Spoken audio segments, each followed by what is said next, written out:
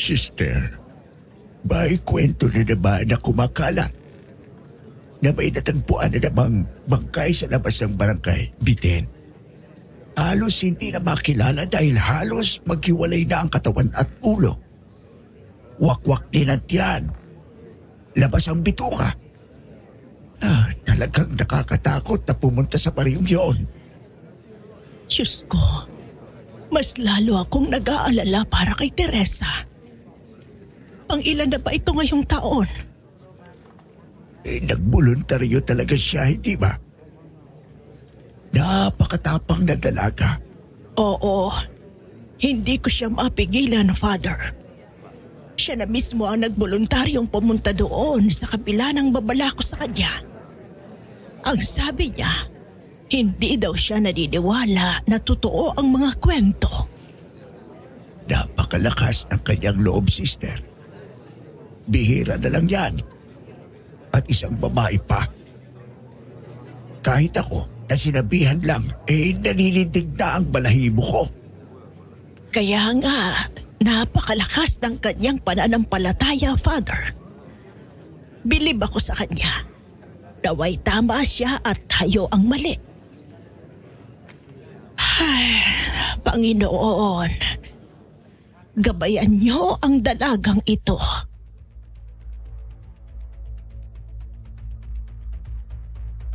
Ako si Carl, hindi totoong pangalan. Isang volunteer sa kumbento. Isa ding dating manunulat noong kabataan ko pa. Gusto ko sanang ikwento sa inyo ang nakakakilabot na karanasan na mismong si Sister Teresa. Hindi din niya tunay na pangalan ang nagbahagi sa amin. Sa pag-volunteer ko noon sa kumbento, napakarami na niyang aral at kwento na naibahagi sa amin. Pero may partikular na kwentong talagang tumatak sa aking isipan. Ito ay ang kanyang naging karanasan noong siya ay isa pa lamang nobisya. Isang yugto ng pagsasanay bago maging ganap na madre. Noong siya ay itinalaga sa isang baryo na iniiwasan ng marami. Maraming nagsasabi na alamat lang to, pero ako, naniniwala ako na totoo itong nangyari. Ramdam ko yung takot at kaba sa boses niya habang ikinikwento niya sa amin ito noon. Sana habang nakikinig kayo, hindi lang kayo maaliw, kundi may mapulot ding leksyon. Para mas maramdaman nyo, ikikwento ko ito na parang ako mismo, si Sister Teresa.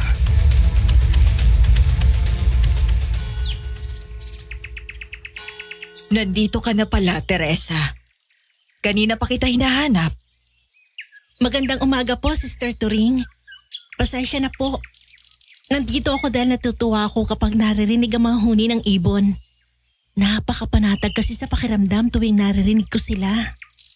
Yun ba talaga ang dahilan? O nangangamba ka sa papalapit mong misyon bago maging isang ganap na madre? Hindi naman po, Sister. Matagal ko nang pinag-isipan ang desisyon ko at wala nang magbabago. Gusto kong tulungan ang mga naninirahan doon sa baryo na magbalik loob sa Panginoon. Ay, sa totoo lang, Teresa, ako ang nangangamba para sa iyo. Bakit po, Sister? Dahil ang baryong yon, ang Baryo Bitin, matagal nang hindi nadadalaw. At marami akong naririnig na kwento tungkol sa lugar na yon. Hindi magaganda. Naku, Sister, mas gusto kong magpunta sa baryo nila dahil sa ganyang usapan. Dahil sa takot. Sabi mo pa nga wala nang dumadalaw. Kaya mas mabutit may tao magbabalik doon para tulungan sila. At alam niyo po, may nagkwento na din ang tulad niya sa akin noon. Akala ng lahat, may nakakatakot sa baryo. Meron lang palang nag-interes. Hindi. Parang totoo eh. May nagsabi sa akin nung bagong lipat pa lang ako dito na may isang dating nobisya na ipanadala roon at hanggang ngayon, hindi pa siya bumabalik. At ayon sa narinig ko, maraming taon nang nakalipas nang ipadala si Sister Clara. Madre din siya sa kumbentong ito. At itinalaga siyang maging misyonaryo sa mismong baryo na yon. 1 buwan siyang nanirahan doon upang tuparin ang misyon. Ngunit mula nun, hindi na siya nakabalik pa. Baka po sabi-sabi lang. Di naman po lahat ng kwento totoo. Mahirap magsabing hindi totoo yon, Teresa. Alam mo ang sabi nila, ang baryong yun daw ay nababalot ng kababalaghan. Meron daw mga naninirahan doong kakaibang nilalang. Mga nilalang ng dilim. Nilalang? Hindi po ba sila nagkakamali sa nakakalap na impormasyon? At saka anong nilalang naman yun? Walang nakakapagsabi kung ano. Pero yon ang pinaniniwalaan ng marami.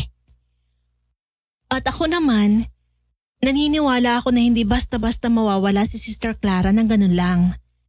May rason siya. At dahil pupunta ako sa Baryo Bitin, malalaman kong totoo.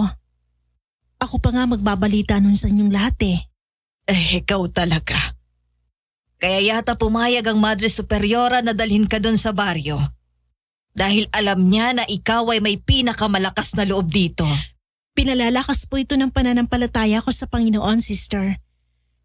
Tsaka, hindi ko po gagawin dahilan ng katatakutan para umatras.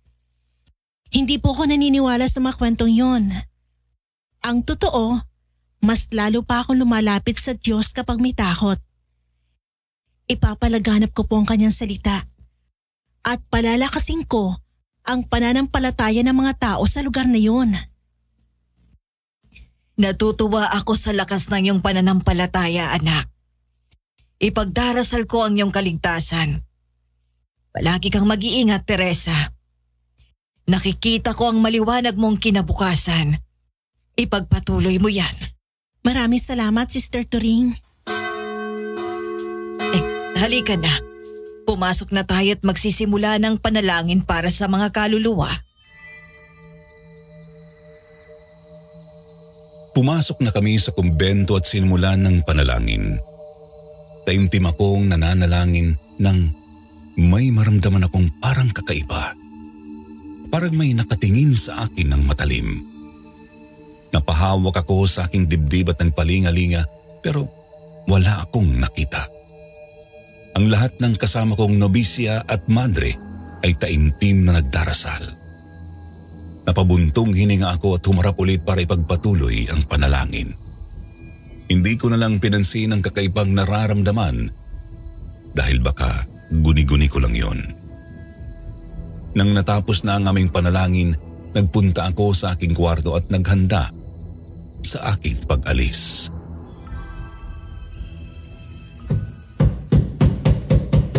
Teresa, nandyan ka pa ba sa loob? Opo, nandito ako. Sandali lang po. Sister Turing, naparito kayo. Ano pong meron?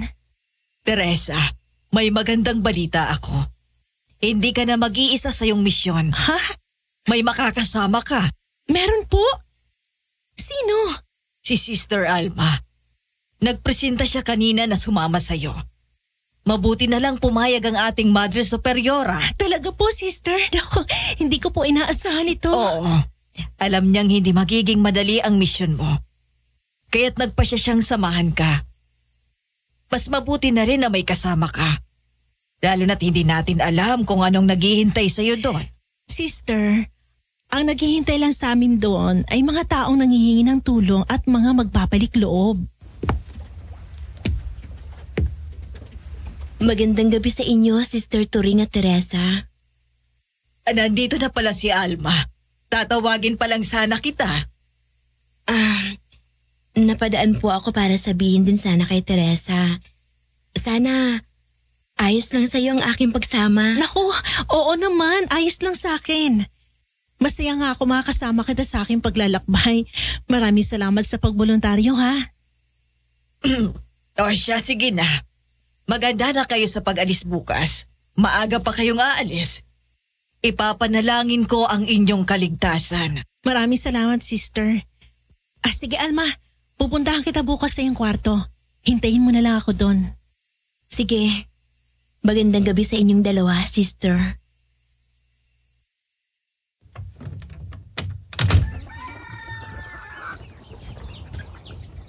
Nandito na ako, Alma.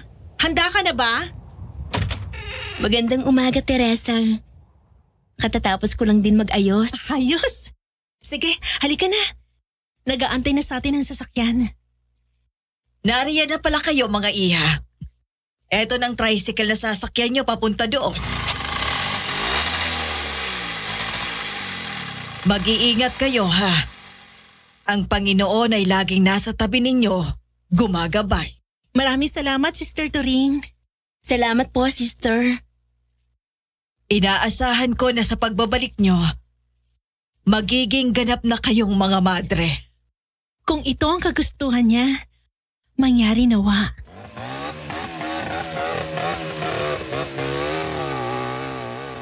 Nakangiti kong tinatanaw ang unti-unting paglayo namin sa kumbento. Hindi nagtagal napansin ko si Sister Alma na tahimik na nakatingin sa kanyang dalang bag. Dama ko pa rin ang pasasalamat sa kanyang kusang loob na pagsama sa akin. Si Alma, isang nobisya na katulad ko ay tahimik lang. Halos hindi siya nakikipag-usap sa amin kaya masaya akong sinamahan niya ako sa aking paglalakbay. Maraming salamat sa pagsama mo sa aking misyon. Walang anuman. Gusto kong makatulong. Naririnig ko ang usap-usapan kahapon na nag-aalala sila sa kaligtasan mo. Walang may gustong sumama sa'yo. Kaya naisipan kong samahan ka. Naku, ang swerte ko naman sa'yo. Pero alam mo, di naman ako natatakot kahit na sinasabi nilang mapanganib ang baryong yon. Kasama ko palagi ang Panginoon. Kaya alam kong lagi niya akong gagabayan at ilalayo sa kapahamakan. Ay, tayo pala kasi kasama na kita. Mukhang ako ang itinalaga ng Panginoon na maging tagapagligtas mo kung sakali.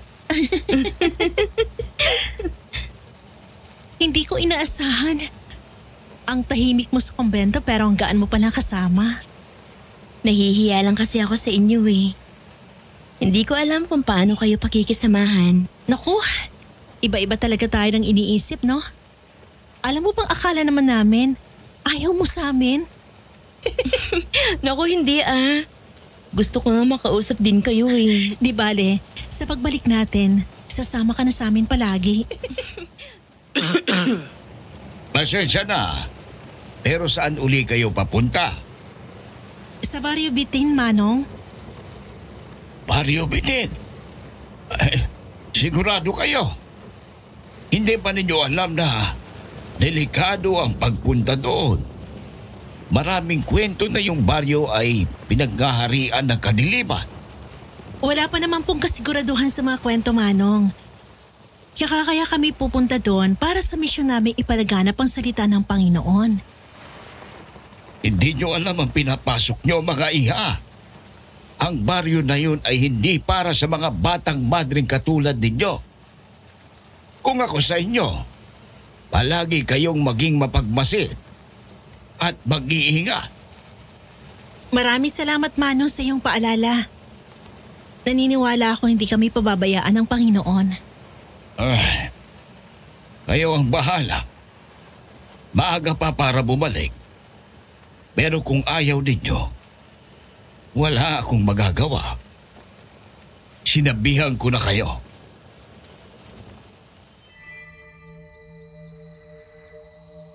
Tahimik akong napatingin kay Alma na mukhang malalim ang iniisip.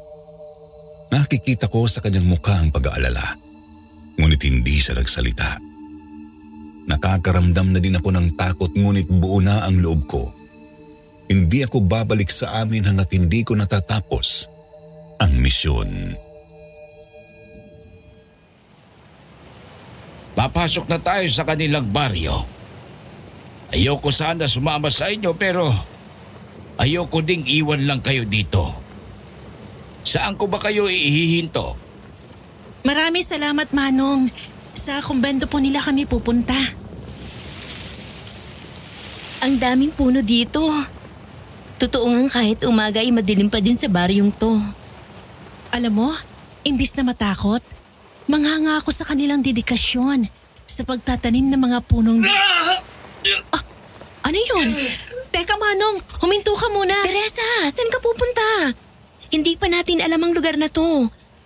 Baka mawala tayo. May narinig akong sigaw ng tao, parang nanghihingi ng tulong.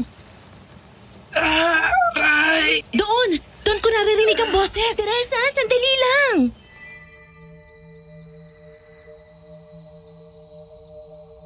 Hindi ko na hinintay na makahabol sa akin si Alma.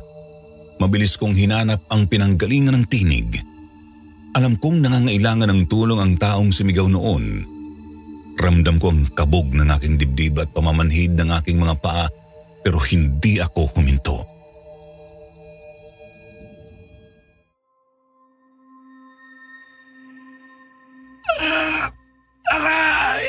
Nandito siya!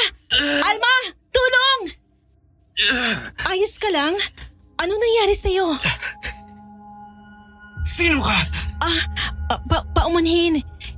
Isa akong madre na magsisilbi sana dito sa inyong baryo. Narinig kita't mukhang kailangan mo ng tulong. Hindi ko kailangan ng tulong mo. Aray! Hala! May malaki kang sugat sa braso. Kinakailangan gamutin yan. Narinig mo bang sinabi ko, madre? Hindi ko kailangan ng tulong mo. Narinig ko ang sinabi mo. Pero sasabihin ko din sa'yo na hindi ako aalis dito na hindi ka tinutulungan. May tao pa ba dito? Nangangailangan din ba kayo ng tulong? Teka. Sandali. Tatanggapin ko ng tulong mo. Umalis tayo dito. Pero may narinig akong kaluskos. Baka may tao pa sa banda ron. Walang ibang nangangailangan ng tulong kundi ako. Kung gusto mong makalabas dito ng buhay, sundin mong sinabi ko. Anong ibig mo sabihin? Dali ka na!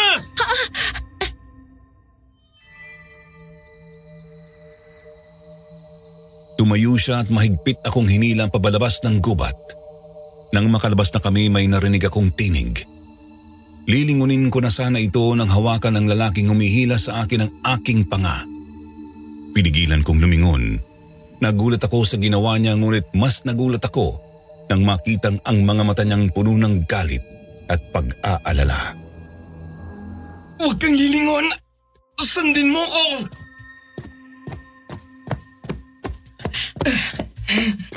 Teresa, mabuti nilang ligtas ka. Hindi ako nakasunod sa'yo dahil ang bilis mo. Ayos ka lang ba? Saan galing tong tugo? O Diyos ko, napakalaki ng sugat mo sa braso. Ayos na ako, Alma. Halika, sumama ka sa amin sa kumbento. Kinakailangan gamutin yan. Ayos lang ako. Hindi ko na kinakailangan ng tulong ninyo. Huwag ka nang makulit. Malalim ang sugat mo, kailangan mo ng tulong.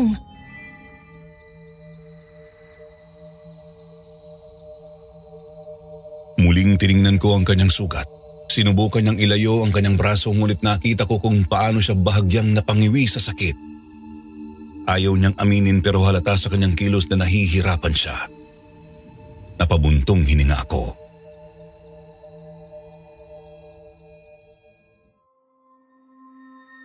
Tama si Teresa. Kung hindi natin gagamutin yan, baka lumala pa. Sabi ko nga. Sige, halika. Dalhin niyo ako kung saan kayo pupunta. Umalis na tayo rito.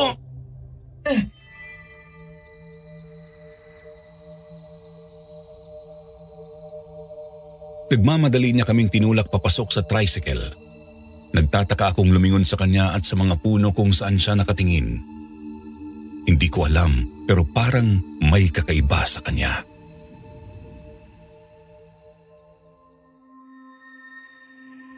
May humahabol ba sa'yo? Ano ba talaga nangyayari? Wala ka nang dapat malaman. Baguhan lang kami dito kaya kinakailangan namin ng impormasyon sa baryo nyo. Kung ako sa'yo, titigilan mo yung pagiging usyasera. Ikaw na nga binigyan ng tulong. Ayos lang, Alma. Huwag na tayo makipagtalo.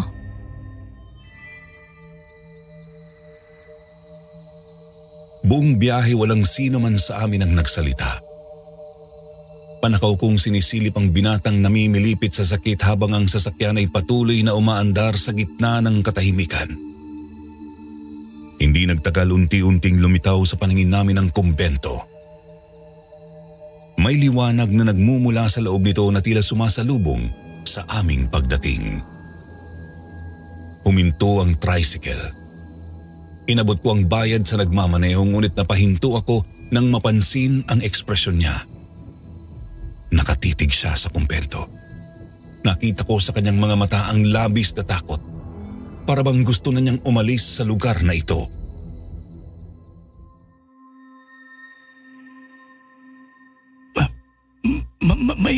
May mga...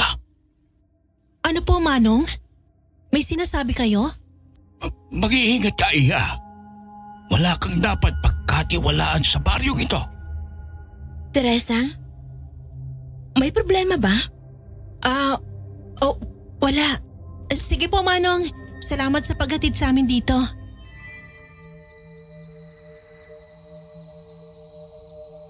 Mabilis na kumilos ang driver. Bago ako sumunod kay Alma, hinintay ko na mawala sa paningin ko ang tricycle.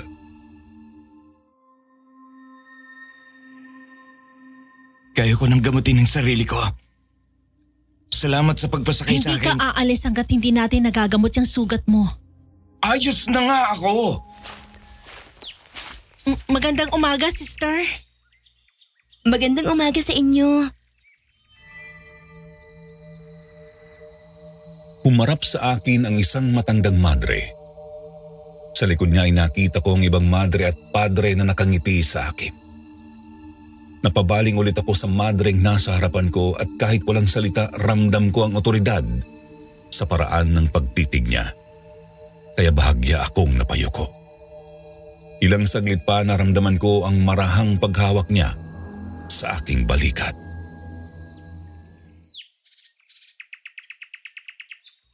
Magandang umaga, Iha. Ikaw ba si Teresa? Ako nga po, sister. Ikaw naman si Alma?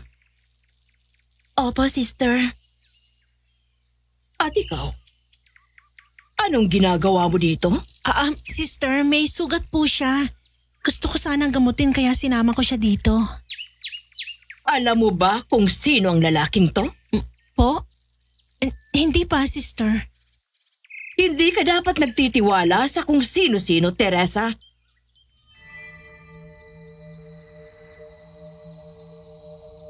Napaayos ako ng tayo sa sinabi ng madre.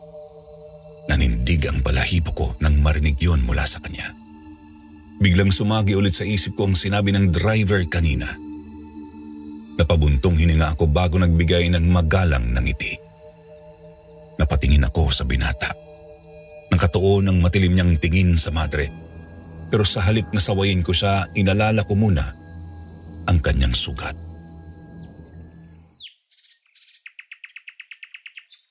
Alam ko pong hindi siya masamang tao, sister. O sige, gamutin mo ang sugat ng lalaking yan. Pero inaasahan ko na pagdating ng gabi, wala na siya dito sa kumbento. Maraming salamat po sa pahintulot, sister. Hali kayo. Igigiya kayo ni Padre Conrado papunta sa inyong mga kwarto.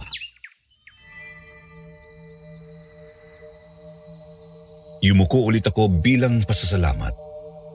Nakangiting lumingon ako kay Alma na lumalapit sa tabi ko.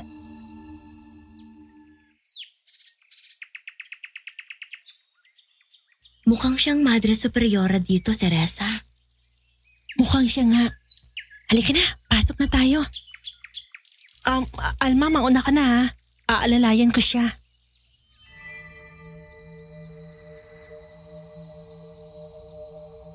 Tiningnan ko ang binata. Nakatingala siya. Pinagmamasdan ang labas ng kumbento. Lumapit ako sa kanya at tinapik ang kanyang balikat. Seryoso lang niya akong tinititigan saka napabuntong hininga.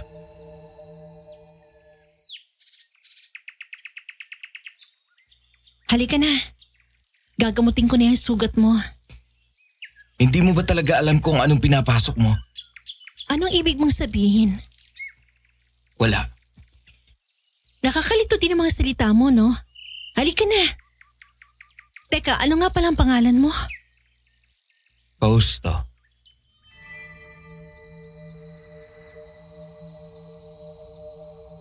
Halos makunot na ang noo ko sa tipid niyang magsalita. Tumango na lang ako sa kainalalayan siya papasok. Nang nasa loob na kami, nagulat ako nang makitang halos walang linis ang kumbento. Marami akong nakitang mga sapot at pati na din ang mga damo. Nasa loob na.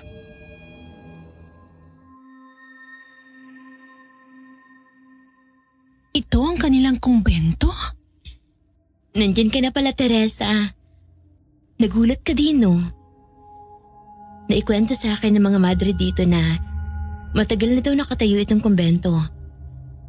At dahil wala ng mga taong bumibisita at kakaunti na lang ang mga madre-padre, hindi na nila ito gaanong nalilinis. Ganun ba? Kaya pala. Paano kung tulungan natin sila sa paglinis? Huwag kayong gagawa ng kahit na ano nang walang pahintulot sa Madre Superiora. Opo, Father. Yung nakausap pa natin kanina, Alma, yung Madre Superiora? Oo. Ang pangalan niya daw ay Sister Honor. Masusunod po, Father. Saan po ang aming kwarto? Kinakailangan ng gamutin ng sugat ni Fausto. Ali kayo, dito ang daan.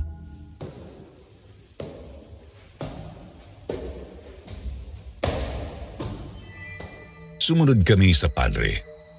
Hindi ko maitago ang kilabot na aking nararamdaman habang naglalakad kami. Para bang mayroong nagmamasid sa amin. Ilang hakbang pa ay nakarating kami sa dalawang kwartong magkatabi.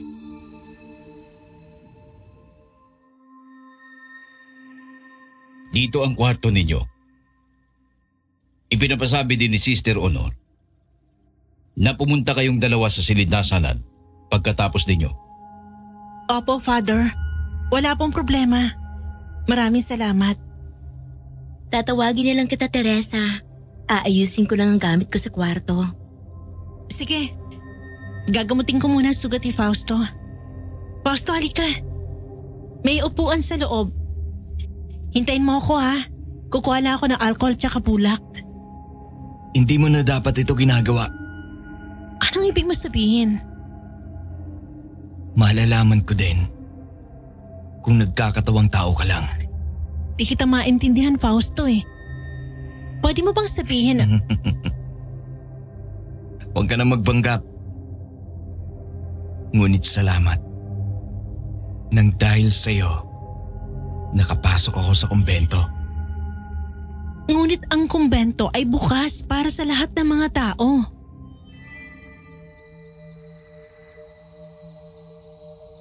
Hindi na siya nagsalita matapos ng sinabi ko.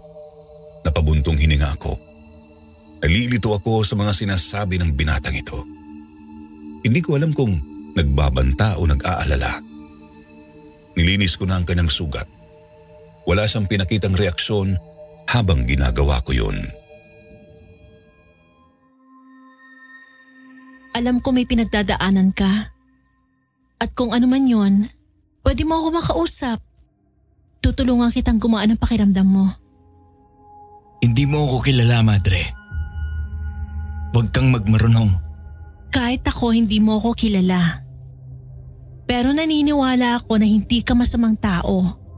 Ayaw mo lang magtiwala. Ang dami mong dada.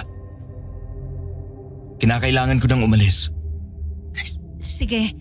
May natira pa akong bulak dito. Baka gusto mong humingi. Lumabas ka na pala. Walang anuman. Teresa, tapos ka na ba? Nasaan na yung lalaki? Kaalis lang. Halika na, Alma. Punta na tayo sa silid-dasalan. Sige. Ano sa tingin mo sasabihin sa atin ni Sister Honor?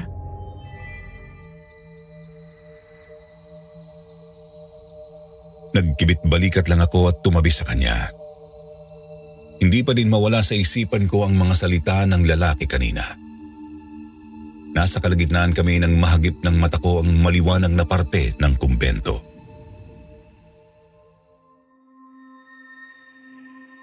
Ano yun, Alma? Nakita mo ba? Ang alin? Wala naman ah. Parang may nakita akong apoy banda dun.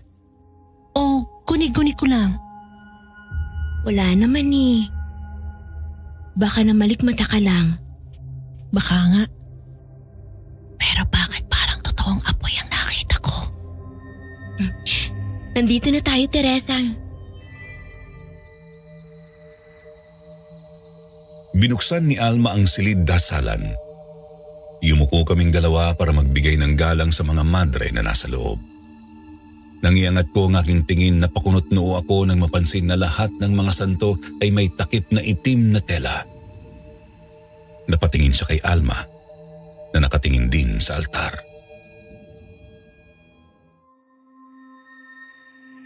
Lumapit kayo dito. Magandang hapon po, Sister Honor. Maraming salamat sa pagpapatuloy sa amin dito. Walang anuman. Ikinagagalak kong may dumalo ulit dito sa kumbento. Ah, opo. Hindi daw kami naunang pumunta dito. May nagsasabi na dito din pumunta ang isa sa mga madre sa Manila, si Sister Clara. Nandito po ba? Napatingin ako sa paligid at napansing ang mga madre masamang nakatingin sa akin. Biglang nanindig ang aking balahibo. Hindi ko alam kung may mali ba sa sinabi ko. Clara? Wala akong alam na may dumalaw sa amin ang pangalan ni Clara.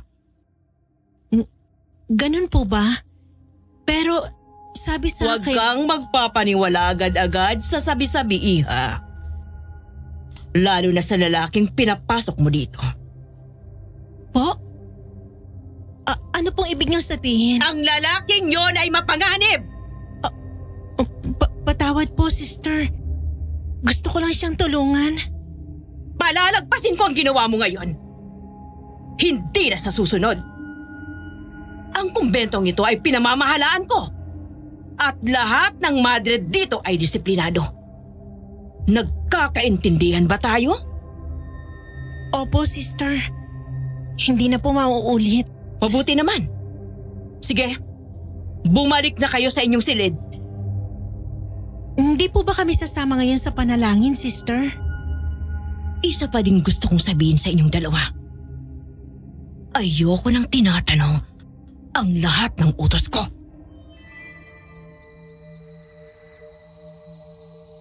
Halos makunot ko na ang noo ko sa harap ng Madre Superiora.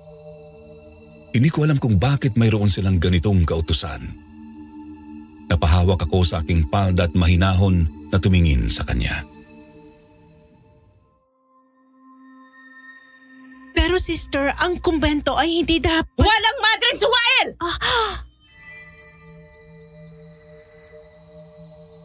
Napahawak ako sa aking dibdib sa sigaw ng madre.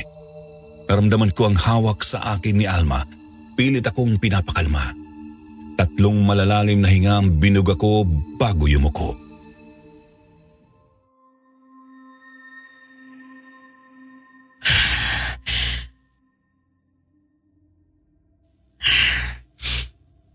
Masusunod po, Madre Superiora. Ayos ka lang ba, Teresa? Nakakatakot yung Madre Superiora.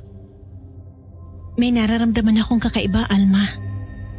Maliban sa itsura ng kumbento, pati na din ang nakatagong mga santo. Baka inilagay lang nila yun para hindi madumihan. Alam kong alam mo na hindi yan ang dahilan, Alma. Ayos ka lang ba, Teresa? Bakit parang napapraning ka?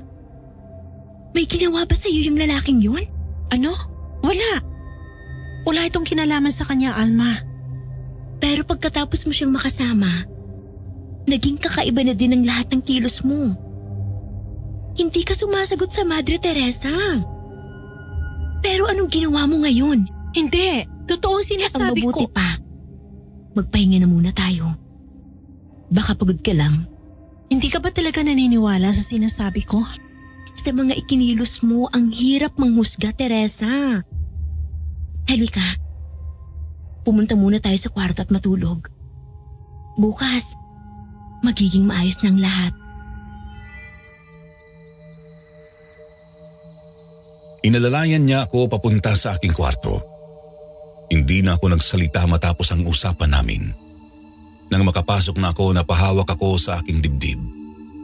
Ang bigat ng nararamdaman ko, parang may nakadagan.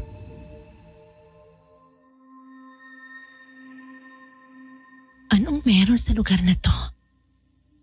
Bakit ganito ang nararamdaman ko? Sinusubok ba ako ng demonyo? Diyos ko, gabayan po ninyo ako.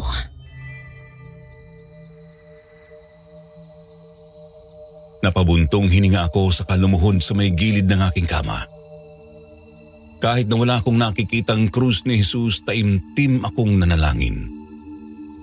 Sa aking pananalangin, hindi ko namalayan na nakatulog ako dahil sa pagod.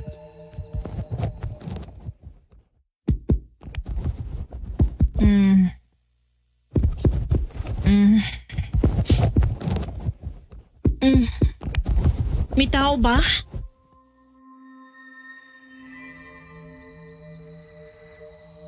Napatayo ako nang mas lumakas ang kaluskos. Nanggagaling yun sa labas. Lumapit ako sa aking pintuan at itinapat doon ang aking tenga.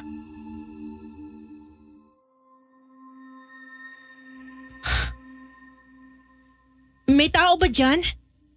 May tumatawag ba sa akin?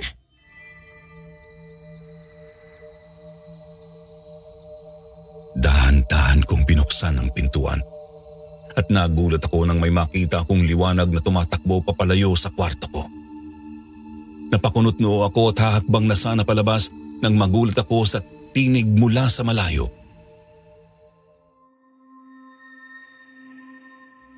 Walang lalabas hanggat hindi pa sumisikat ang araw. Magandang gabi po, Sister Honor. May napansin po kasi ako liwanag na pumunta. Kanina pa ako palakad-lakad dito. Wala akong nakita, Iha. Pero kanina lang. Bumalik ka na sa pagtulog. Huwag mong gambalain ang ibang mga madre na natutulog. Opo, Sister. Pasensya na po. Yumuko ako bilang paggalang at isinarado ang aking pintuan. Bumalik ako sa pagigangon at hindi pa din mawala sa isipan ko ang nakita kong liwanag na parang apoy. Ano kaya yun? Inabukasan, maaga akong nagising dahil sa katok sa aking pintuan. Sandali lang po. Teresa, kagigising mo pa lang. Pinapapunta tayo ni Sister Honor sa siligdasalan. Hala, sige magbibihis lang ako. Hintayin mo ako. Sige, huwag kang magtagal ha. Baka pagalitan ulit tayo. Oo, eto na, nagsusuklay na. Mabilis lang talaga. Sige, nandito lang ako sa labas ng kwarto mo. Salamat. Teka, okay na. Okay na. Nagsuklay ka ba talaga? Kahit na may belo ka pa, pansin pa din ang magulo mong buhok. Iyaan mo na. Sa daan ko na lang to aayusin. Tara na. Sige. Ang sabi pala sa akin ng isang madre dito, bibisita tayo sa bahay pamilyang nangangailangan ng tulong natin. Bakit? Anong nangyari? Hindi ko alam. Si Sister Honor ang magpapaliwanag. Wala na din ako nakuhang impormasyon maliban dun eh. Sige. Yan, nandito na tayo. Teka, okay na ba yung buhok ko? Oo, mas maayos na. Halika na. Dahan-dahan kaming pumasok ni Alma sa loob. Bumungad sa amin ang 12 madreng nakaupo ng pabilog at sa labas nito ay ang 4 na padre. Nang maramdaman nila ang presensya namin, sabay-sabay silang lumingon. Kinilabutan ako nang makitang wala silang ekspresyon sa muka.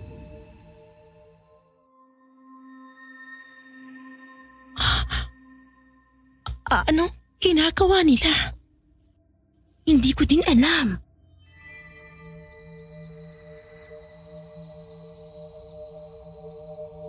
Napalunok ako sa kayumuko.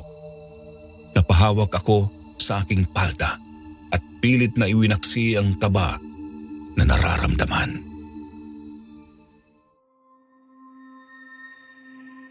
Magandang umaga po sa inyong lahat. Magandang umaga, Iha. Naging maayos ba ang iyong pagtulog? Opo, sister. Hindi naman po ako nagising ulit kagabi. Nagising? Anong ginawa mo? May nakita ka ba kagabi, Iha? Mas lalong bumigat ang paghinga ko, lalo na mas mahinaw ng boses ngayon ni Sister Honor. Ito'y kakaiba sa pakiramdam. Nakakapanghina. Napapikit ako at pinakalma ang sarili. Naalala kong tinanong na niya ito kagabi at hindi ko alam kung bakit tinatanong ulit niya ngayon. Wala po, sister. Kayo'y bibisita ni Alma sa isa sa mga pamilyang nanghihingi ng ating tulong.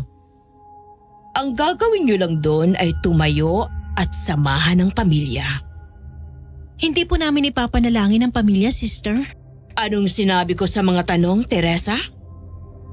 Ayaw po ninyong tinatanong ang utos niya. May parte ba daong hindi mo naiintindihan? Gusto mo bang sabihin ko sa ibang lingwahe? Hindi po. Naiintindihan ko po. Mabuti naman. Sasamahan kayo ni Padre Conrado. Inaasahan ko na sa pagbalik ninyo, may maganda kayong balita.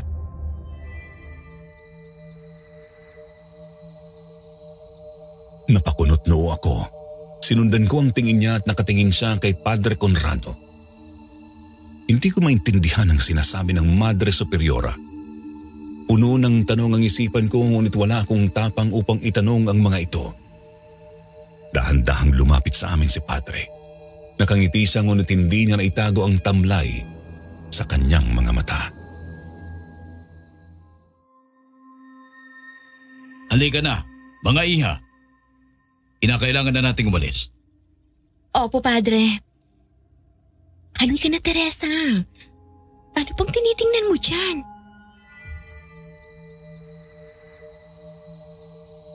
Naramdaman ko ang paghila ni Alma sa akin habang pilit kong inaaninan kung ano ang nasa gitna ng bilog nila.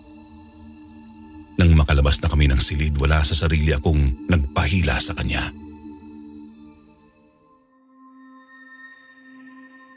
Isang ilaw? Parang apoy. Ano? May sinasabi ka ba? May bagay sa gitna nila. May apoy ako nakikita. Apoy? Wala naman ako nakita eh. Sigurado bang maayos ang tulog mo kagabi? Nag-aalala na ako sa iyo eh. Alam kong totoo nakikita ko, Alma. Maniwala ka sa akin. Sige, hahanapin natin yung sinasabi mo mamaya. Sa ngayon, may misyon tayo. Kaya halika na. Tama. May misyon tayo. Pilit kong iwinaksi sa isipan ng mga nakita. Sinundan nila ang padre.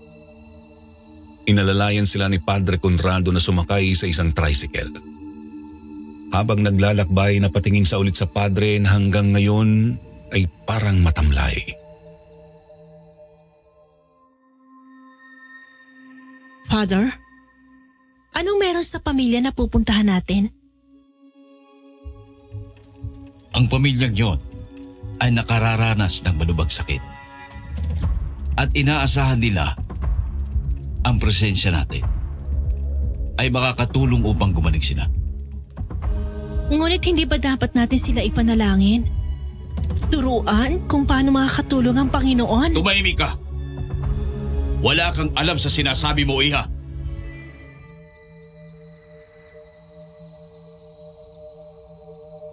Napahawak ako sa aking dibdib nang sumigaw siya. Hinawakan ni Alma ang aking kamay at nag-alalang tumingin sa akin.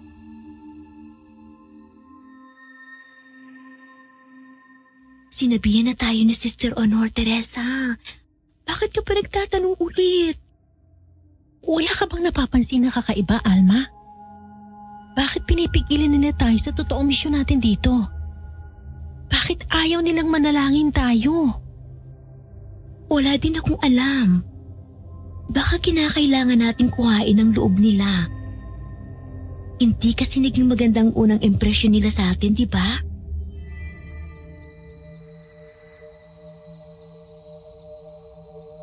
Napatingin ako sa daan. Hindi pa din mawala ang kaba ko. Lumingon ako kay Padre. Muli matamlay ang kanyang mga mata. Hindi na ako nagsalita. Ilang minuto ang lumipas, nakarating kami sa liblib na bahay. Parang nasa gitna kami ng gubat dahil halos walang tao akong nakikita. Sumunod kayo sa akin. Opo, Father. Pinabalaan ko kayo. Huwag kayong gagawa ng hindi inuutos sa inyo.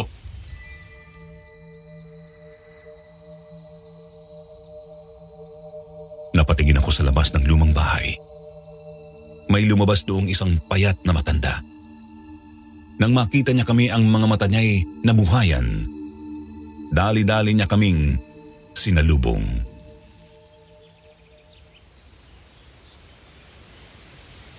Magandang umaga, Pedro.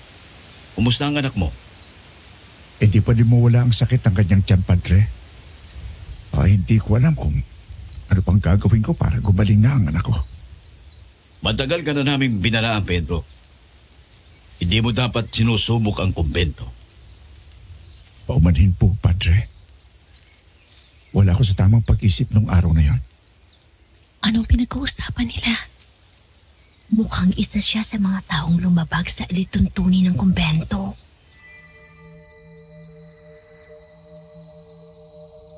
Biglang napaluhod ang matanda at tinawakan ang paa ni Padre Conrado. Ang kanyang mga mata ay namamasa at nakita ko doon ang kanyang pangangamba.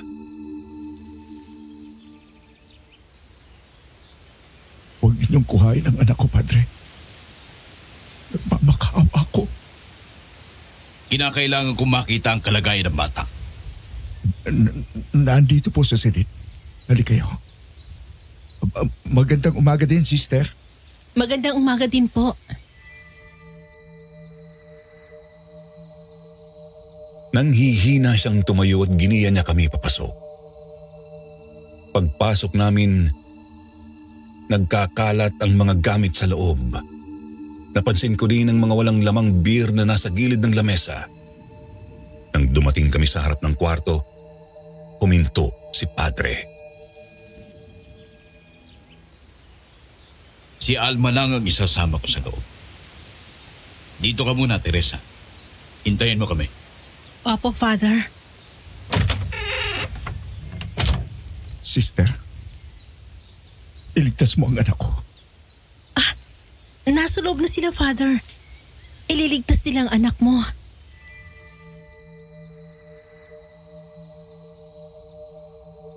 Nagulat ako nang mabilis siyang umiling at naiiyak na hinawakan ang mga kamay ko.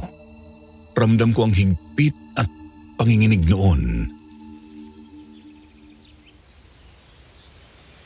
Nararamdaman ko ang presensya mo, Iya. Hindi katulad nila. Kaya ako nakiusap sa kanila na pumunta kayo dito. Kahit na delikado para sa mga anak ko. Para makausap ka. Iligtas mo sa kapahamakan ng anak ko, sister. Hindi naniniwala si Fausto sa iyo. Pero alam kong ikaw ang tagapagligtas. Fausto? Kilala niyo siya? Oo, Iya. Sa kanya ko narinig ang balita tungkol sa pagdating mo. Matagal na namin kinakalaban ang simbahan. Ang kadiliman, ngunit Bumukas ang pintuan kaya agad na lumayo sa akin si Manong Pedro. Mas namuo ang kuryosidad ko sa sinabi niya. Lumingon ako kay Padre Conrado na masama ang tingin sa akin. Mukhang kinakailangan na nating umalis. Father, gagaling na ang anak ko, di ba? Nasa mabuting kamay na ang anak mo. Napako ako sa kinatatayuan ko nang makita ko ang ngiti niyang nakakatakot. Napalingon ako kay Pedro, nagulat din. Nagmamadali siyang pumasok sa silid ng kanyang anak. Halika na, Teresa. Sabi ni Padre, tapos na tayo sa misyon natin dito. Anong nangyari sa loob? Anong ginawa niyo? Ginawa namin ang nararapat. Halika na. Naghihintay na sa atin ang ating sundo. Anak! Gumising ka! Pero parang hindi pa gumagaling. Kailangan na nating umalis. Alma, Hindi ako nakapagsalita. Tulad ng mata ni Padre, may nakita din ako na kakaiba sa mata ni Alma. Umiilaw ito. Nakakakilabot.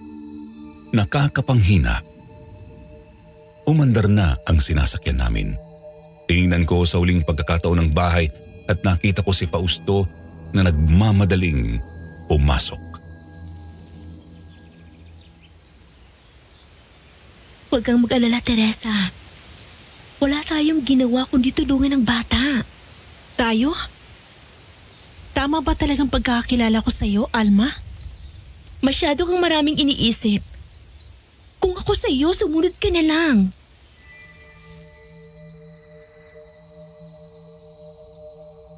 Umiwas siya ng tingin sa akin.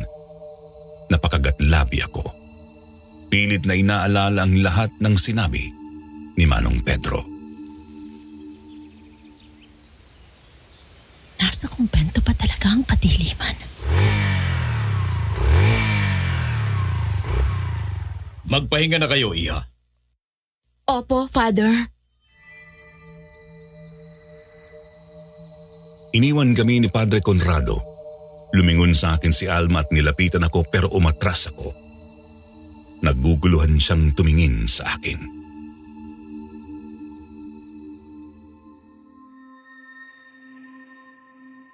May tinatago ka ba sa akin? Anong ibig mong sabihin? Wala. Anong nangyari sa loob ng kwarto? Anong ginawa niyo sa bata? Ayos ka lang, Teresa. Ang mas mabuti pa, magpahinga tayo. Sagutin mong tanong ko.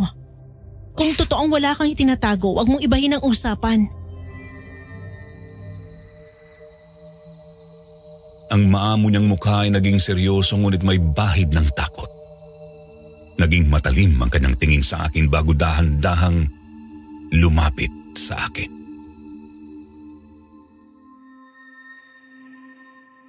Hindi na tayo makakaalis sa baryong ito, Teresa. Kung ako sa'yo, maging masunuring madre ka na lang. Baka maawa pa sila sa'yo. Anong ibig mong sabihin? Bakit hindi na tayo makakaalis dito? Dahil ikaw ang... Hindi pa pala kayo pumupunta sa inyong silid. Sister Honor, magandang tanghali po. Mukhang napagod kayo. Gusto mo bang samahan akong ihanda ang pagkain natin ngayong tanghali, Alma? Sister, opo, masusunod. Ikaw naman, Teresa. Magpahinga ka lang muna sa iyong silid. Tatawagin ka ni Alma kung tapos na kami maghanda ng makakain. Hindi ba ako pwedeng tumulong, sister? Kung sinabi kong si Alma lang. Nakita ko ang pagyuko ni Alma. Ang kanyang kamay ay nanginginig.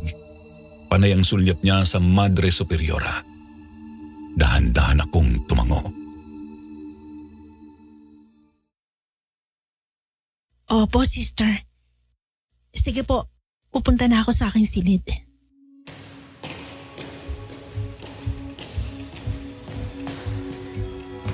Sumunod ka sa akin, Alma. Kung hindi niyo sasabihin sa akin kung anong itinatago niyo, ako na mismong gagawa ng paraan.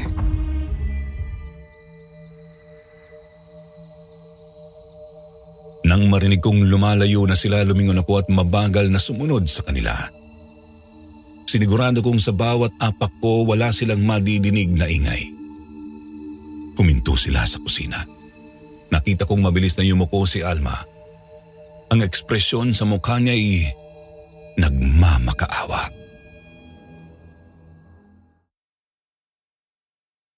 Hindi na po mauulit, sister. Mas magiging maingat po ako. Bakit hindi mo yan naisip kanina, Iha? Akin ang mga kamay mo! Nanginginig ang mga kamay ni Alma na sinunod ang utos ni Sister Honor. Napakunot ang aking noo. Iniintay ang susunod na mangyayari. Biglang nanlaki ang mata ko nang makitang may apoy na lumabas sa likod ni Alma.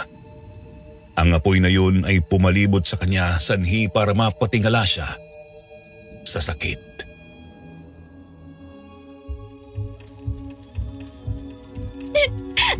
Aray! Hindi ko na po ulitin, sister! Patawarin niyo ako! Aray! Aray!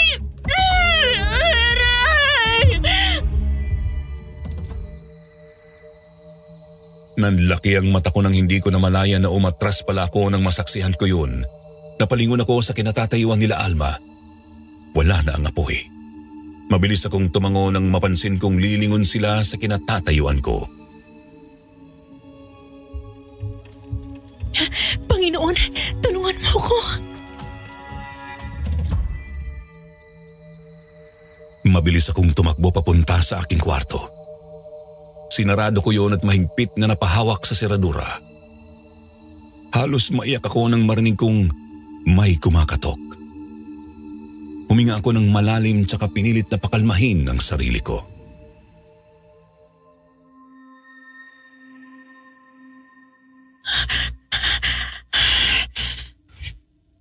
Alma? Ikaw yan? Oo. Pinapapunta na tayo ni sister. Sige, sandali lang. Aayusin ko lang sarili ko. Nakaidlip kasi ako eh.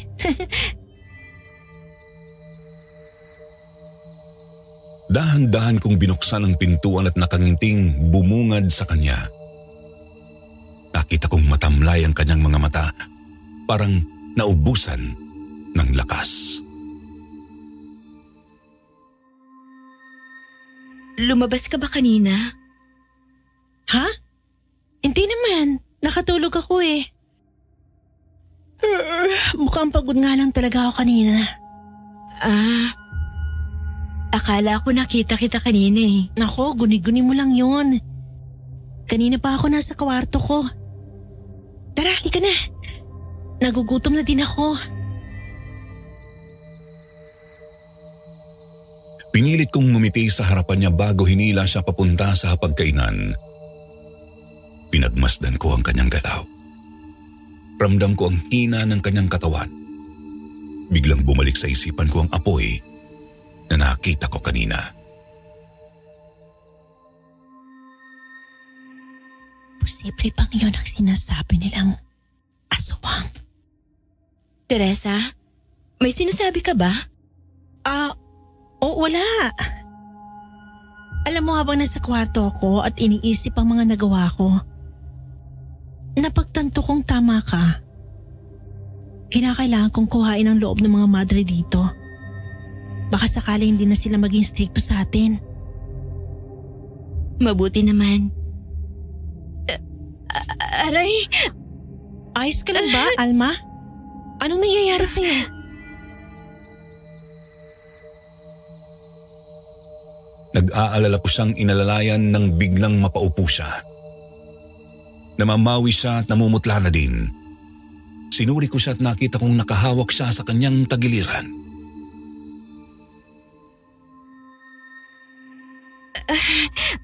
Wala ito. Medyo hindi na magandang pakiramdam ko. Pero ayos lang ako. Sigurado ka? Gusto mo bang ihatid muna kita sa iyong kwarto? Hindi. Kinakailangan kitang ihatid sa hapag. Pero hindi magandang pakiramdam mo. Lilipas din to. Halika na. Mahina niyang winaksi ang kamay ko at dahan-dahang tumayo. Napahawak ako sa aking noo. Gusto ko siyang tulungan, ngunit hindi gayon ang tamang pagkakataon. Ayokong lumabag sa mga utos ng madre hanggat hindi ako nakakaisip ng paraan kung paano ko haharapin ang kalaban. Tahimik akong sumunod sa kanya hanggang umabot kami sa pagkainan. Nasa dulo ng parihabang lamesa si Sister Honor. Tumama ang tingin niya sa amin. Bigla akong kinilabutan.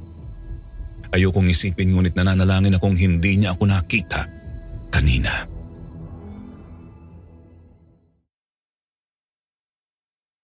Magsiupo na kayo mga iha. Maraming salamat po sa pagkain, Sister.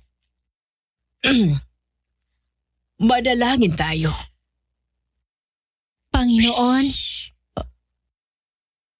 Wala akong sinabi na ikaw ang mananalangin. paumanhin po. Hindi na mauulit, Sister. Nawala na ako ng gana. Kumain na kayo. Paumanhin po. Hindi ko po talaga alam.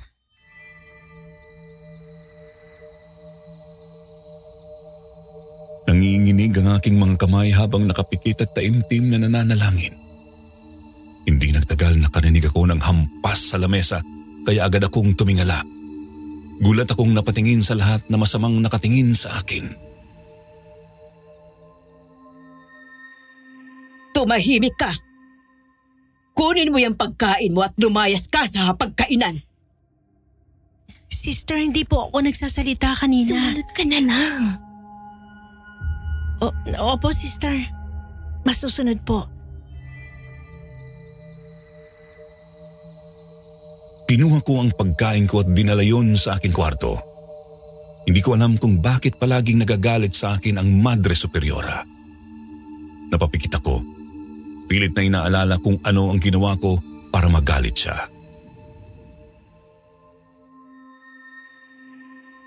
Nanalangin ako. Kaya siya nagagalit dahil nananalangin ako. Ito din ang kinagalit niya kanina. Nung sinabi kong ipapanalangin kong kaligtasan ng anak ni Mang Pedro.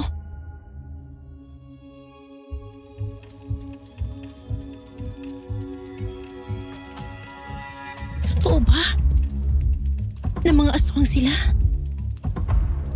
Yung apoy na nakikita ko, isa ba yung uri ng aswang?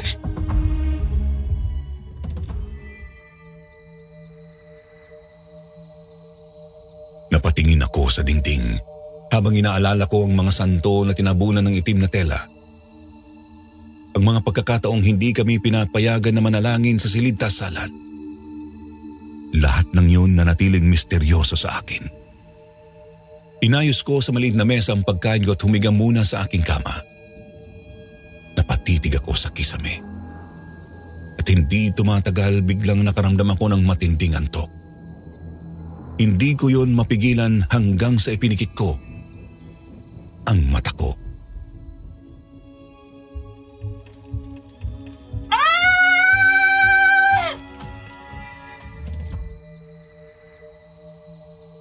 Naalimpungatan ako nang may marinig akong matibis na sigaw ng bata.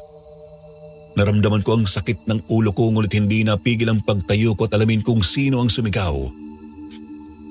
Pagyewang-gewang akong lumabas ng kwarto ko at hinanap kung saan yun nanggaling.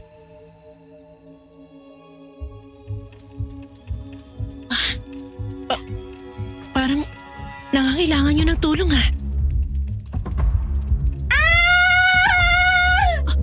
Doon! Parang nasa labas ng gagaling ang sigaw.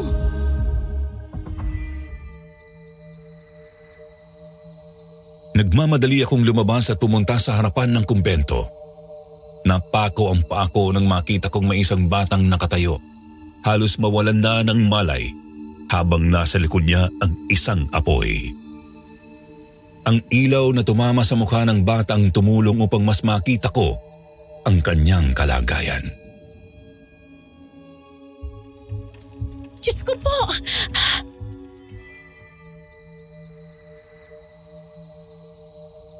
Kahit nasa madilim akong lugar, lumingon sa akin ang lumulutang na apoy. Nilabanan ko ang aking takot at hinarap ang apoy. Lumayo ka sa bata!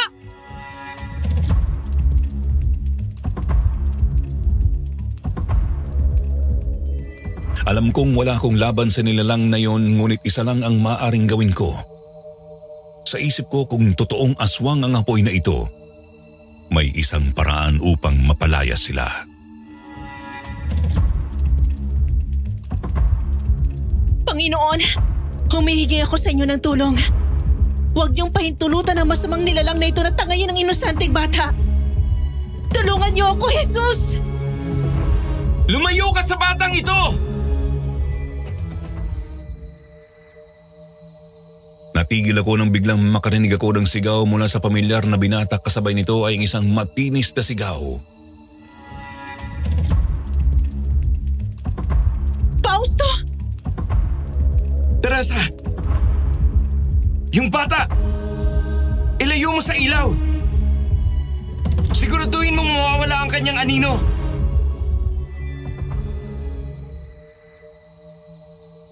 Hindi na ako nagsayang pa ng panahon. Agad akong tumakbo sa bata nang lumayo ang apoy sa kanya. Babagsak na sana siya sa malamig na simento nang masaluko siya. Agad kong sinunod ang utos ni Fausto. Napatingin ako sa binata na nakatago din sa kadiliman.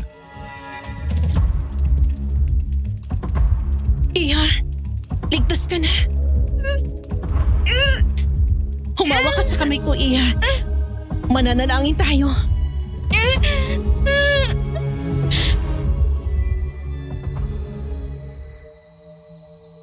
Ipinikit ko ang aking mata at binaliwala ang nararamdamang mabigat na hangin na pumapalibot sa katawan ko. Sa ngalan ng Panginoong Jesus, gamitin mo ang iyong salita upang mawalang nilalang na aming kalaban. Huwag niyang pahintulutang mapunta kami sa kamay ng masasama, ng demonyo. Sa ngalan ng Panginoong Jesus, ang demonyong nasa harapan namin ay tuluyang maglalaho! Wala na.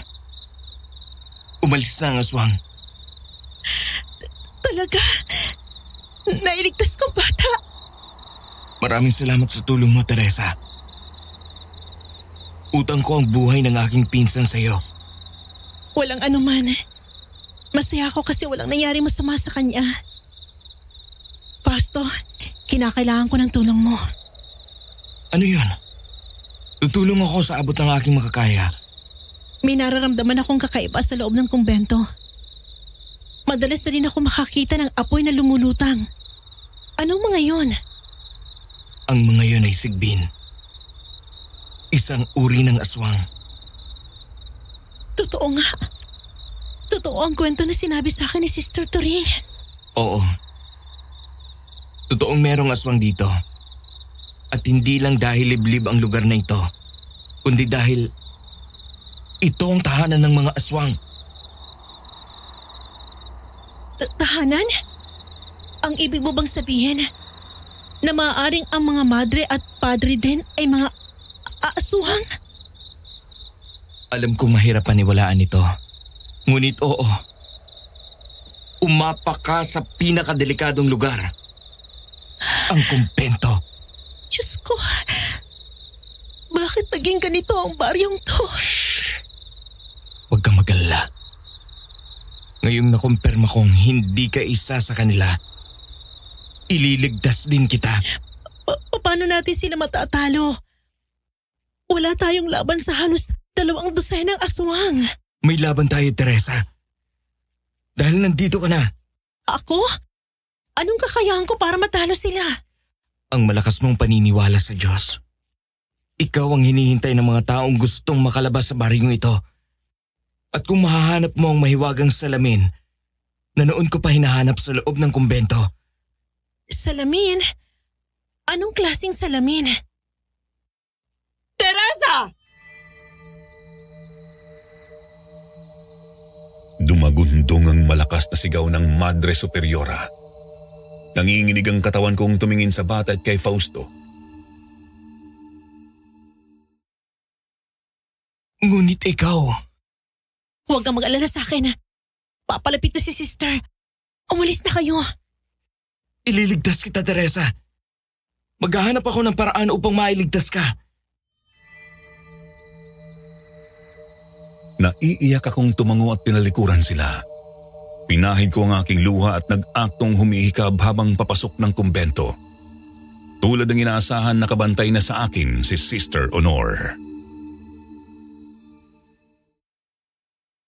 Magandang gabi, Sister Honor. Saan ka nang galing? Bakit lumabas ka sa iyong kwarto? Paumanhin po, Sister. Hindi ko sinasadyang lumabas nang wala sa iyong permiso. Anong ginawa mo? Wala po. Nagpahangin lang po ako sa labas dahil katatapos ko lang kumain. May problema po ba? Sinungaling! Wala po akong ginawang... Sister? Sinabi ko sa iyong huwag kang lalapit sa binatang yon. Walang dinudulot yun kundi kapahamakan. Paumanhin po. Conrado! Dalhin mo si Teresa sa kanyang kwarto at ikulong! Huwag niyong palalabasin hanggat hindi ko sinasabi! Sister, huwag po. Aray! Bitawan mo ako! Nasasaktan ako! Pinalaan na kita, Teresa. Ikaw din na nagukay ng sarili mong puntod. Tulong! Mga aswang sila! Alma! Tumahimik ka! Tulong! Alma, tulungan mo ako! Alma! Alma!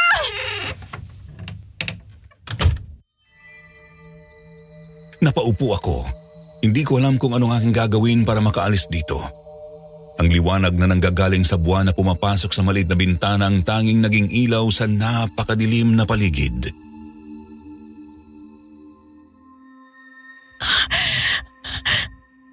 Anong gagawin ko? Anong gagawin nila sa akin? Paano kung pumasok yung sigbin? Anong panlaban ko? Napayakap ako sa aking mga tuhod. Hindi ko na alam ang aking gagawin. Lumipas ang isang buong araw. Nakaupo lang ako sa madilim na silid at buong araw wala akong ginawa kundi taimtim na manalangin. Hindi nagtagal narinig ko ang pagbukas ng pintuan. Bumungad sa akin si Padre Conrado at walang emosyong tinignan ang kalagayan ko. Pumunta ka na sa kwarto mo. Magsilbi itong babala sa'yo. Kung akala nyo, mas matatakot ako. Nagkakamali kayo. Dahan-dahan akong tumayo at magalang na tumingin kay Padre. Hindi na ako naghintay sa sasabihin ulit niya. Lumabas ako ng silid at dumiretso sa aking kwarto. Napansin kong gabi na ulit. May kaba pa man sa aking dibdib, hindi ko yun inisip. Kinakailangan kong hanapin ang salaming sinasabi ni Fausto. Panginoon, tulungan niyo ako sa hinahanap kong makaliligtas sa akin at sa lahat ng tao sa balyong ito. Ano yun? May kumikinang sa lumang altar. Teka, ito ba yung salamin na sinasabi ni Fausto? Diyos ko po, tulungan niyo ako. Anong gagawin ko? Mas lalong lumakas ang tibok ng puso ko nang makitang may apoy na sumisinag mula sa labas. Napahawak ako ng mahigpit sa salamin at unti-unting napaatras. Hindi nagtagal nakarinig ako ng dahan-dahang pagbukas ng pintuan. Tulong! Panginoon ko, iligtas niyo ako sa demonyong nilalang na ito.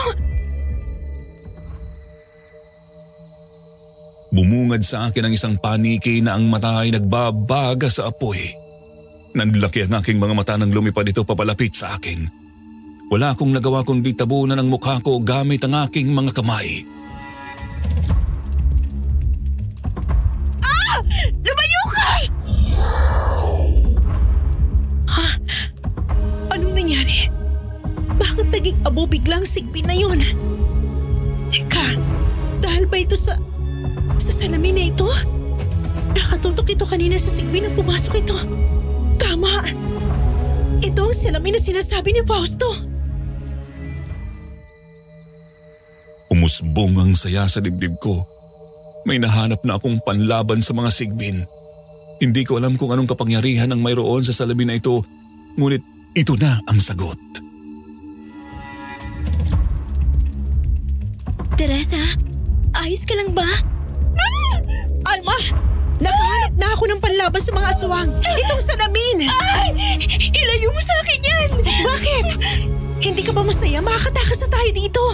Anong pinagsasabi mo, Teresa? Nahihibang ka na ba? Bawal ang salamin sa kumbento. Bawal? Matagal lang ipinagbabawal ang salamin.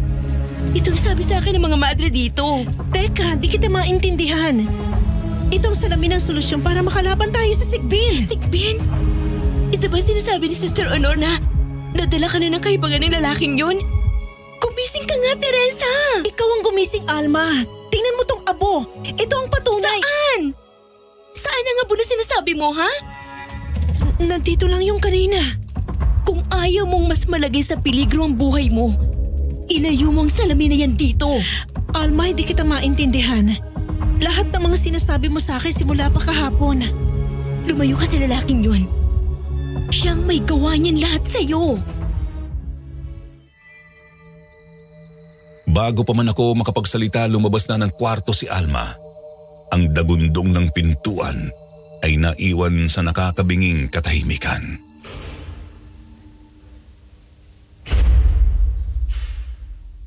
Diyos ko, hindi ko na alam kung anong totoo sa hindi. Sino ba ang dapat kong paniwalaan? Napaupo ako sa aking kama at napahawak sa aking ulo. Tiningnan ko muli ang salamin at may kakaibang enerhiya itong nagsasabi na gawin ko ang naiisip kong tama. Napabuntong hininga ako at itinago ang salamin sa ilalim ng aking kama.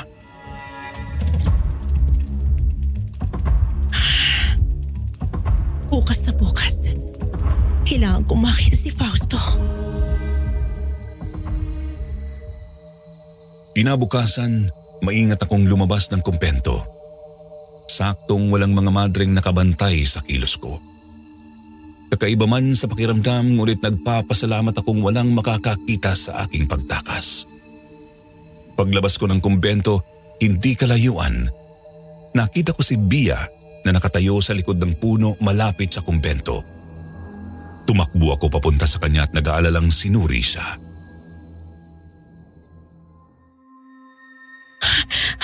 Iha, anong ginagawa mo dito? Nasaan ang kuya mo? Sister, hindi ko alam. Tinatawag ako papunta dito. Tinatawag? Nino? Isang boses. Kilala ko ang boses na yon. Ang lola ko. Lola mo? Nandito ang lola mo sa kumbento? Si Lola Clara. Pero patay na siya. Si Sister Clara. Yung sinasabi ni Sister Turi sa kanyang kwento? Bia?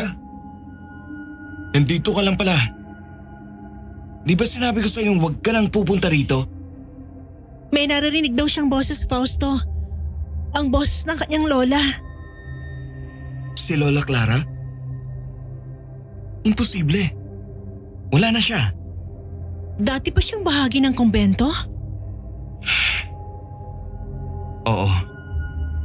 Ang totoo, isa siya sa parte ng kanilang kulto ayon sa aking tiyuhin. Ngunit nagbalik loob siya sa Panginoon. Para sa apo niyang si Bia at sa amin. Ngunit hindi pumayag ang mga madre sa kanyang desisyon. Nagkaroon ng away sa loob ng kumbento at sinabi na dahil daw sa mahiwagang salamin, naging kaunti na lang ang aswang sa loob ng kumbento. Ang salamin. Tama. Nahanap ko na yung sinasabi mo. Nahanap ko na? Sa wakas. Sandali lang. Kukunin ko sa aking kwarto. Doon ko tinago yun eh. Sister, sabi po ni Lola mag-iingat ka. Pakisabi sa lola mo, maraming salamat sa tulong niya.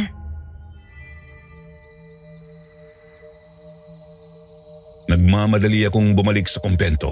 Nag-obserba ako sa aking paligid at laking pasasalamat ko nang walang dumadaan na mga madre. Nang makapunta ako sa aking kwarto, agad kong hinanap ang salamin sa ilalim ng aking higaan. Dito ko lang yun nilagay ah. Teka, nasaan na yun? Bakit wala na dito? Dito ko lang yun nilagay kagabi. Sinasabi ko na sa'yo, huwag kang lalapit sa lalaking yun. Nagising ako na napakasakit ng aking ulo. Nararamdaman ko ang likidong dumadaloy sa aking noo. Napatingin ako sa paligid at nagulat ako nang makita ko ang aking sariling nakatali sa krus. Napatingin ako sa baba, nakita kong nakatalikod si Sister Honor.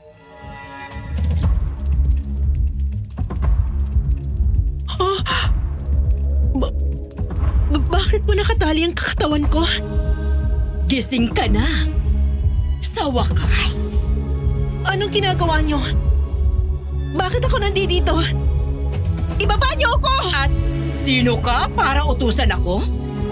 Isa ka lamang tao. Mga hayop kayo, mga aswang! Sabihin mo ang gusto mong sabihin, Teresa. Sa huli, mamamatay ka pa din. Alam mo bang hindi ka pa dapat mamatay? Ngunit dahil masyado ka nagmamadali, matutupad ang kagustuhan mo! Mga walang hiya! Akala niyo ba hindi kayo matatalo? Sisiguraduhin kong mamamatay kayong lahat dito! Wala kang alam sa sinasabi mo! Kapag nagawa namin ang ritual, mas lalakas pa kami at mas maghahari pa ang mga lahi ng aswang! Anong gagawin niyo sa akin? Ano pa bang iniisip mo? Sasambahin ka namin? Papatayin ka namin at kakainin namin ang lahat ng laman mo! Wala kaming ititira! Alma! Tulungan mo ako! Hinahanap mo ba ang kaibigan mo? Anong ginawa niyo sa kanya? Huwag niyo siyang sasaktan! Nakakaaliw kang tingnan, iha. Hindi mo alam, siya ang... Isang malakas na pagsabog ang aming narinig. Nabuhayan ako ng loob nang makitang bumukas ang pintuan. Akala ko si Alma ang papasok, ngunit si Fausto ang aking nakita. Fausto! Anong ginagawa mo dito? Ano pa ba? Nililigtas ka! Bia, gamitin mo itong patalim para makatakas si Teresa. Opo, kuya. Bia, bakit ka sumama? Delikado dito. Gusto ko pang makatulong, ate. Ikaw ang nagligtas sa akin. Ayoko kayong mawala tulad ni Iti at Lola. Si Mang Pedro, patay na? Opo, sister. Pagdating namin sa bahay kanina, hindi ko na siya halos makilala. Patawarin mo ako, Iha. Nahuli ako. Nakita ko ang pagpipigil na mapahugulgol ang bata. Hindi nagtagal na tanggal na niya ang tali sa kamay ko. Napatingin ako kay Fausto na nakikipaglaban sa mga aswang. Halos mapatabon ako ng aking bibig nang makitang nagsisilabasan ng tunay nilang anyo kapag nabubuhusan sila ng asin. Ang mga balat nila ay nagiging tusok-tusok at may lumalabas na ding dugo mula dito. Nagkaroon na din sila ng mga pangil at sungay. Huwag niyo silang hahayaang makatakas! Umalis na kayo rito! Teka, ikaw, hindi ka namin iiwan. Sasama ako sa inyo. Mauna kayo, dali! Napatingin ako kay Bia na napapaluha na sa takot. Binuhat ko siya at tumakbo kami papalabas ng kumbento. Napahinto kami sa may hindi kalayuan. Ramdam ko ang nginig sa kanyang mga kamay kaya niyakap ko siya. Shh! Magiging maayos din ang lahat, Bia. Hana. Si Kuya, ayoko siyang mamatay. Siya na lang ang pamilya ko. Oo, Bia. Ipinapangako ko. Hindi ko hahayaang masaktan ang kuya mo. Kuya! Fausto! May mga sugat ka sa kamay! Wala ito. Umalis na kayo dito. Ang mga aswang ay nagtipon-tipon. Tinatawag nila ang sigbin. Hindi ako makakaalis dito. Nandun pa sa loob si Alma. Kinakailangan ko siyang iligtas. Gumising ka, Teresa. Hindi tao si Alma. Anong ibig mong sabihin? Aswang siya! Aswang siya, Teresa! Aswang ang kaibigan mo! Hindi ako naniniwala sa'yo. Nandun siya sa loob. Kailangan ko siyang iligtas. Itigil mo na ang kabangmangan mo! Kung ayaw mo mamatay dito, umalis na kayo! Hindi! Umalis na kayo, Teresa! Dalhin mo si Bia sa ligtas na lugar. Mag-uumaga na, kaya makakatakas pa kayo. Hindi totoo sinabi mo. Tumingin ka sa akin, Teresa. Tumingin ka sa mga mata ko. Nasa iyo ang buhay ng bata. Matagal ko na silang kinakalaban. Kaya hindi ako agad mamamatay. Ngunit madami sila. Yung salamin hindi ko nahanap kanina sa akin pinagtaguan. Wala nang panahon para hanapin yan. Umalis na kayo! Magkaawa ako!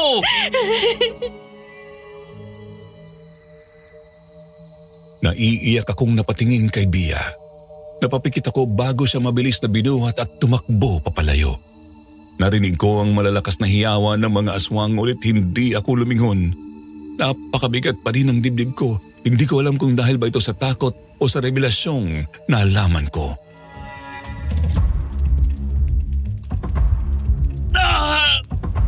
Fausto! Baka may masama na nangyari sa kanya. Bia, makinig ka sa akin. Yang daan ang papunta sa ligtas na lugar, ha? Gusto kong takbuhin mo yan hanggang makakita ka ng liwanag ng araw, ha? Alam kong natatakot ka, pero kinakailangan mong gawin ang inuutos ko. Sige, Bia. Huwag kang lilingon. Susunod kami sa'yo.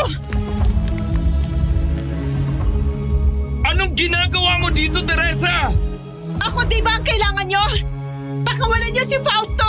Susunod ako sa lahat ng utos nyo. Sa wakas, ikaw na mismong lumapit sa amin. Alma, aswang ka? Kinakailangan ko pa palamaan yung aswang para malaman mo. Hindi ito totoo. Ang dali mong utuin, Teresa. Ngunit hindi ka natatabla ng dasal. Nagdadasal tayo sa kumbento. Hindi mo lang alam, pero itong dahilan kung bakit palagi ako mag-isa. Madali lang paikutin ng mga tao. Tama ng satsap. Itali na ninyo sa krus ang babaeng yan. Hinihintay na tayo ng Panginoon. Hinila nila ako. Ang kuko nila ay bumabaon sa aking balat ngunit hindi ko na ito napansin. Lumingon ako kay Fausto na nakahandusay. Duguan, nang hihinang nagpadala ako sa kanila. Nang dumating na kami sa kumbento, nakita ko ang napakalaking hugis tao na apoy. Nakakakilabot ito at halatang uhaw ito sa kaluluwa ko. Mahal naming Panginoon, eto na po ang aming alay. Muli para sa iyong kalakasan. Alma, ni isang beses ba, itinuri mo akong kaibigan? Kaibigan? Wala sa bokabularyo ko yan. Lahat ng tao ay pagkain sa paningin ko. At hintayin mo ko dahil sa oras na makuha ng kaluluwa mo. Ako ang unang kakain sa'yo. Simulan na natin ang ritual.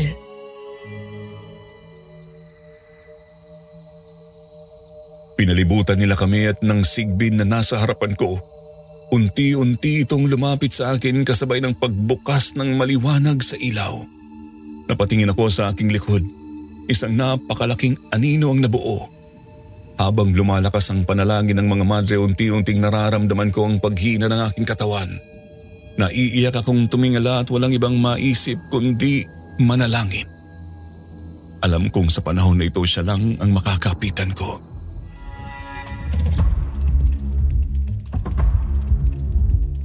Panginoon, patawarin mo ako dahil maraming pagkakataong hindi kita naalala. Alam ko maaaring ito ang aking huling minuto sa mundo.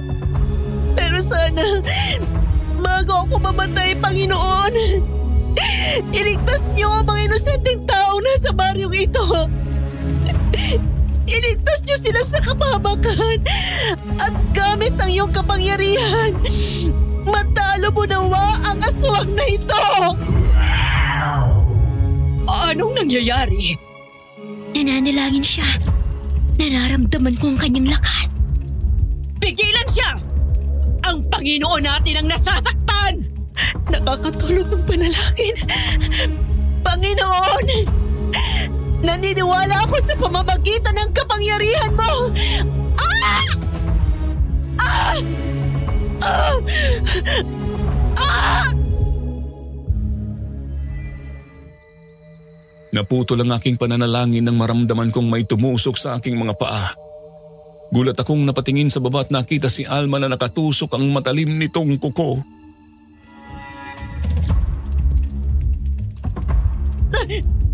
Alma! Tama na! Kinakailangan mong mamatay. Ipagpatuloy ang ritual! Alam ko mabait ka. Nararamdaman kong hindi peke ang mga tawa mo sa biro ko. Ang pag-aalala mo sa akin, Alma.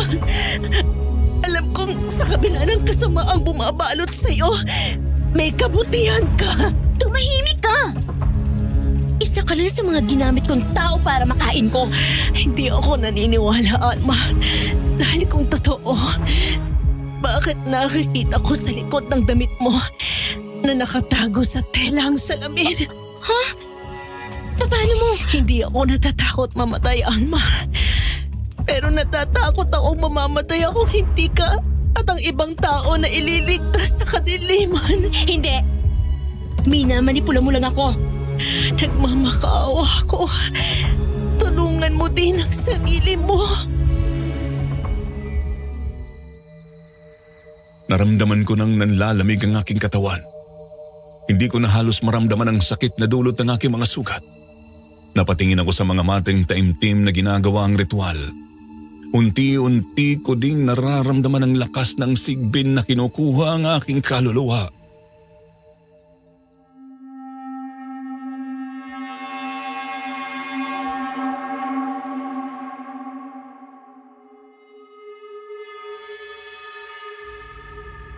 Hindi!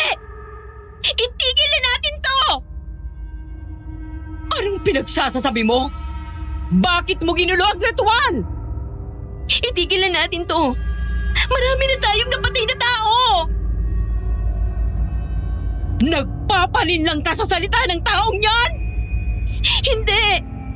Ako ang may gusto. Matagal ko nang gustong... Suwain! Hulihin ninyo ang babaeng yan!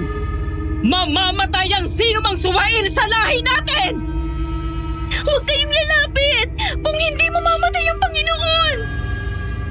Anong ginagawa mo? Nasa sayo ang salamin? Oo! Oo! Ang salamin na naiwan dito ni Sister Clara noong pinatay natin siya. Alam mo kung anong nagagawa nitong makapangyarihang salamin na to? Hindi! Hindi mo ito magagawa sa lahi natin! Matagal ko na gustong tapusin ang kahirapan ko, Sister. Ayoko na pumatay ng tao. Gusto ko na bumalik sa dating anyo ko. Mamuhay ng normal. Naririnig mo bang sinasabi mo? Nalaso na ng terasa na yan ang utak mo! Patawad. Ngunit ito lang ang alam kong huling paraan. Alma, hindi pa huli ang lahat. Huwag mo idadamay ang sarili mo. Patawad, Teresa. Tama ka. Nagbago ako sa simula nang makilala ka. Ngunit magkaiba tayo ng mundo. At ang mga tulad ko, Hindi na dapat patawarin. Nagkakamali ka, Alma! Wag! Itinutok ni Alma ang salamin sa sigbin na nasa likod ko. Agad itong humiyaw. Gusto nitong makalabas sa kapangyarihan ng salamin ngunit tila hinila ito. Napatingin ako sa apoy na unti-unting nagiging abo. Naluluha akong napatingin kay Alma na nakaluhod, ang mga matay lumuluha. Wala na. Alma, patay na ang Panginoon niyo.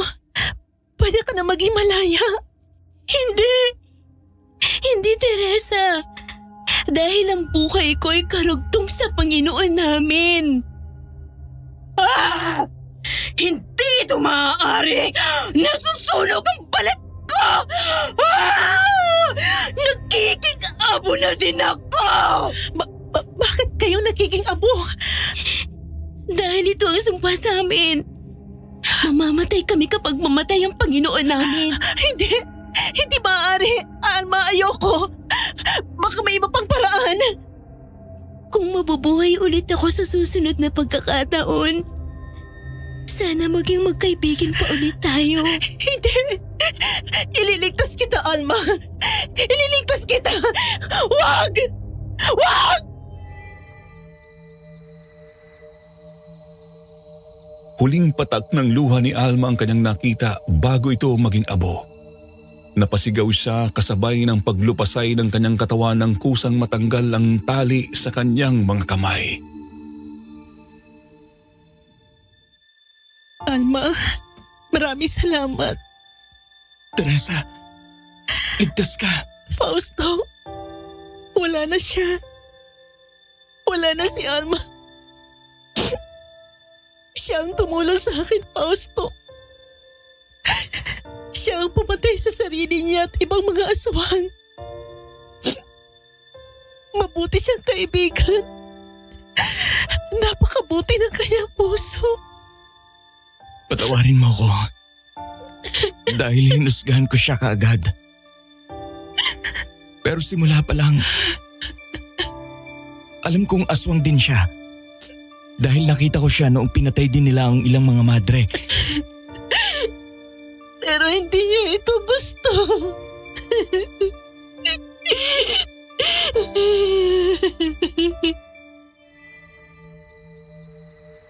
Patuloy akong umiyak at pinakinggan lang ako ni Fausto.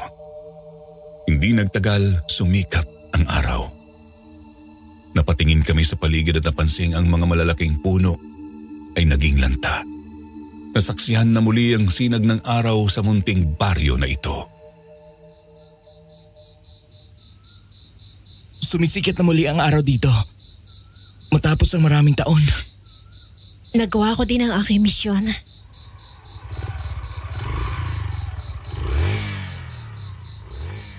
Teresa! Ay, Diyos ko! Sister Turing! Kinakailangan mong dalhin sa ospital. Napakarami mong sugat! Gusto ko pong ipunin ang abo mula sa katawan ni Alma. Si Alma? Bakit? Anong nangyari sa kanya? Hindi na ako nakapagsalita pa. Niyakap ko na lang siya. Naramdaman ko ang kanyang maiinit na kamay sa aking likod. Nanginginig ang aking mga labi sa mga panahon na ito. Hindi ko alam kung matutuwa ba ako o malulungkot. Naway matagpuan ng kanyang kaluluwa ang kapayapaan. Maraming salamat, Teresa. Dahil sa tapang mo, marami kang nailigtas na tao. Tingnan mo, maraming naghihintay sa iyo. Bia! Salamat sa Diyos, ligtas ka!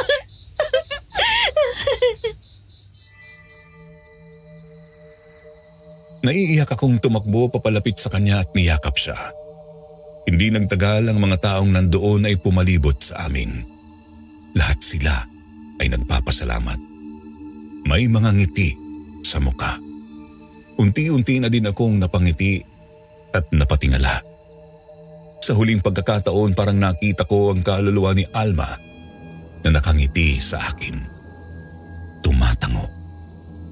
Unti-unting gumaan ang aking puso. Alam ko na kahit yun ang nangyari sa kanya. Naging malaya siya tulad ng kanyang hinahangad. Ito ang pagtatapos ng aking kwento. Sa totoo lang, habang isinusulat ko ito, hindi ko mapigilan na mapaiyak dahil alam ko ang pakiramdam ng mawalan ng malapit sa aking buhay. Noong mga panahong yon, ang kwento ni Sister Teresa ang nagsilbing lakas at tapang ko upang harapin ang sakit ng pagkawala. Kaya naman taus-puso akong nagpapasalamat sa kanya. Sa kanya ko din natutunan ang pagiging malapit sa Panginoon ay lakas na kahit minsan nalilimutan nating makipag-usap o maalala siya sa oras na kailangan natin siya. Hindi siya nagdadalawang isip na tumulong. Hanggang ngayon, patuloy pa ding nagbibigay ng mga aral si Sister Teresa. Kahit na matanda na siya, nakikita ko sa kanyang mga mata ang determinasyon at pagmamahal sa kanyang ginagawa. Kaya idol ko talaga siya. Kayo po ba mga tagapakinig, may kwento din ba kayong nagbigay sa inyo ng inspirasyon na magpatuloy sa kabila ng hirap na pinagdaanan niyo? Comment po kayo. Babasahin ko kung sakaling mapili itong aking kwento. Yun lamang po, sana po nagustuhan niyo ang aking ibinahagi. Sa lahat ng nakinig, muli ako po si Carl. Hanggang dito na lamang po. Maraming salamat.